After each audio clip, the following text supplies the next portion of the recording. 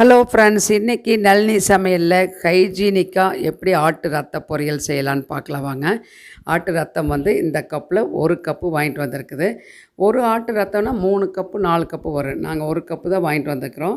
பாருங்கள், அது நல்லா க்ளீன் பண்ணி வச்சுருக்குது. அதாவது ஒரு 4 டைம்ஸ் தண்ணி விட்டு நல்லா கழுவிக்கணும். அதுக்கப்புறம் அதை கையாலேயே நம்ம இந்த மாதிரி பிசைஞ்சு விடணும். நல்லா லூஸ் ஆக்கிக்கணும். பாருங்கள், இந்த மாதிரி தின்னாக ஆக்கணும். இருக்கட்டும். இப்போ ஒரு கடாய் வச்சுட்டு 1 டேபிள் ஸ்பூன் எண்ணெய் காஞ்சோடனே கடுகு பொரியட்டு நல்லா. இங்கே 2 பெரிய வெங்காயம், 3 பச்சை மிளகாய், கருவேப்பிலை எடுத்து வச்சுருக்கிறேன்.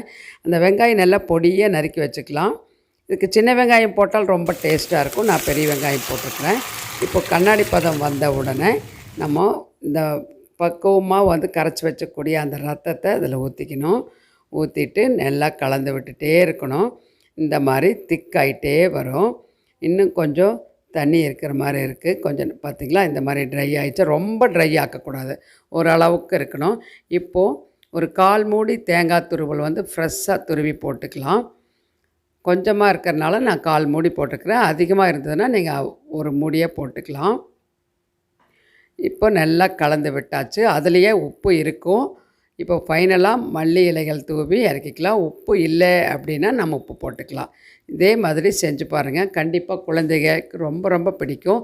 ஒரு கப்பில் போட்டு ஸ்பூன் போட்டு கொடுத்துட்டிங்கன்னா நல்லா விரும்பி சாப்பிடுவாங்க. குழந்தைகளுக்கு கொடுக்கறனால தான் தேங்காய் துருவல் கொஞ்சம் அதிகமாகவே சேர்த்துக்கலாம். நம்ம ரொம்ப டேஸ்ட் வைஸ் ரொம்ப பக்காவாக இருக்கும். இதே மாதிரி சிம்பிளாக குயிக்காக செஞ்சு கொடுங்க. விரும்பி சாப்பிடுவாங்க. பிடிச்சிருந்தால் லைக் பண்ணி ஷேர் பண்ணி நளினி சுந்தர்ஸ் கிச்சனுக்கு சப்ஸ்கிரைப்